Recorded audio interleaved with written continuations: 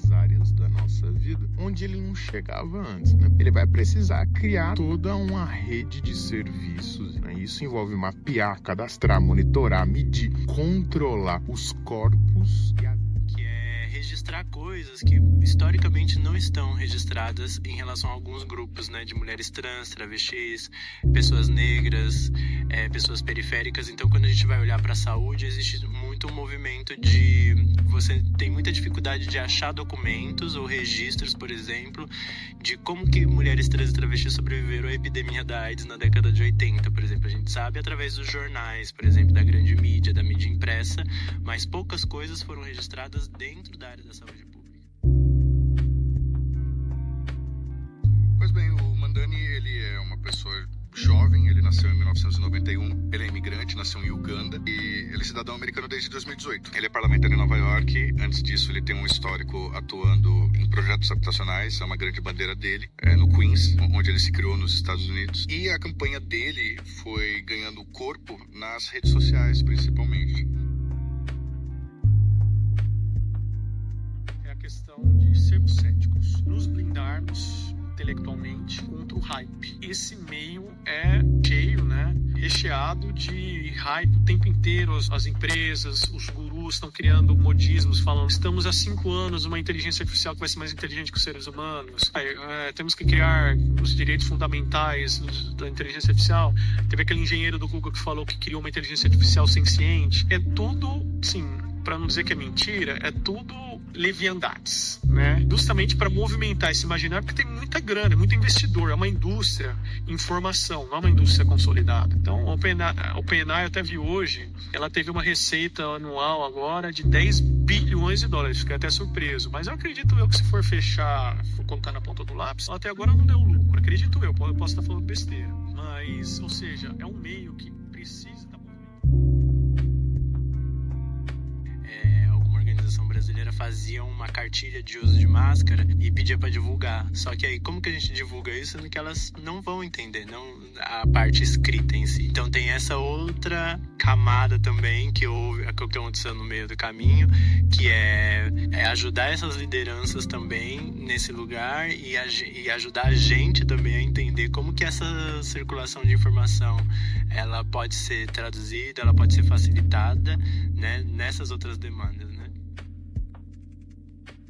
O Estado decide quem vive e quem morre, que o Estado gerencia a mortalidade.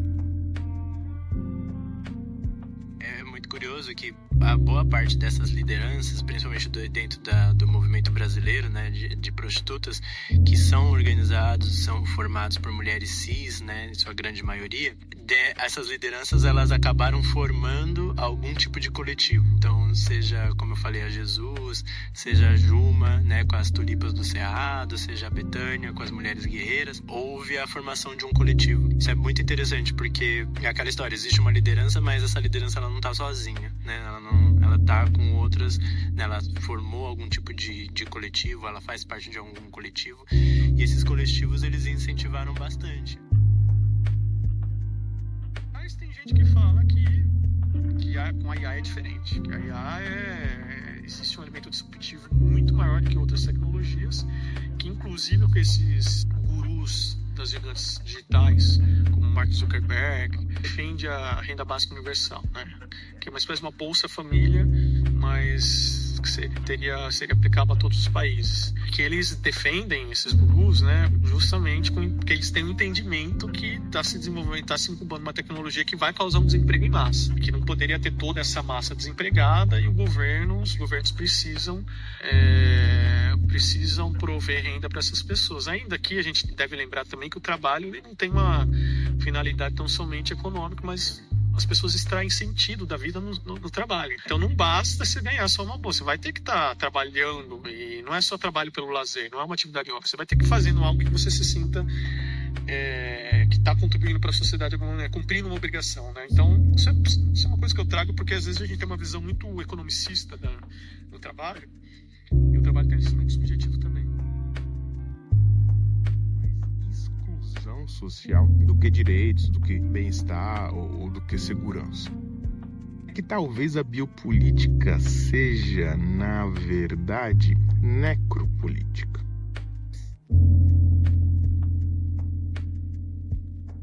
Mas como eu disse, outros mercados de trabalho tendem a surgir, né? Quem diria, por exemplo, eu estava discutindo com um amigo meu recentemente, que hoje a profissão de personal trainer seria tão comum, demandada como é hoje. Até recentemente, nem mal academia tinha direito, 20 anos atrás, 20, 30 anos. Hoje você tem um personal trainer, tem um monte de cliente, um monte de... Né? Então, que é um trabalho assim, o personal trainer não é um trabalho só de prover conhecimento, ele tem um trabalho, uma dimensão afetiva. O cara que está lá, é um cara que você contrata um personal trainer, isso te obriga a ir na academia, você tem uma pessoa para conversar, uma companhia. Vários livros interessantes sobre inteligência artificial, mas um deles que eu li, ele fala justamente disso, né, dessas profissões que envolvem o elemento afetivo, que elas vão ser dificilmente elas vão ser substituídas, né? O personal trainer é um exemplo desse, né? Mesmo o cabeleireiro, manicure, as pessoas não estão só cortando o seu cabelo, fazendo sonho, elas estão conversando, enfim. Então, eu acho que essa é a minha visão um pouco sobre as transformações do mundo de trabalho. Então,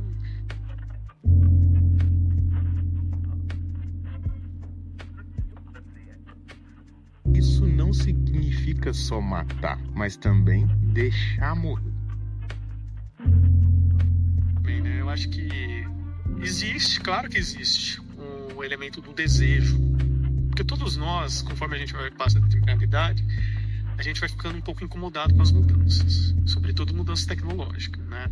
Eu sinto muitas saudades da época que eu deitava no sofá depois do almoço, na época de faculdade, e lia jornal de papel. Muita.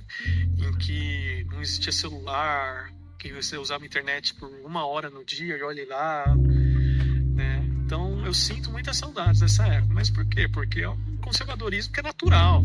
O ser humano né? Somente depois de determinada época. Então, existe fruto desse meu conservadorismo, existe esse desejo que a inteligência artificial não seja tão subjetiva, né? Que eu não veja meus amigos tendo bebê reborns que conversam, que chorem, né? Movidos com inteligência artificial. Não quero viver nesse mundo, né? Ainda que possivelmente a gente já esteja vivendo, enfim. Então, mas, para além do desejo, existe sim um elemento objetivo, né? Como eu falei para vocês, existe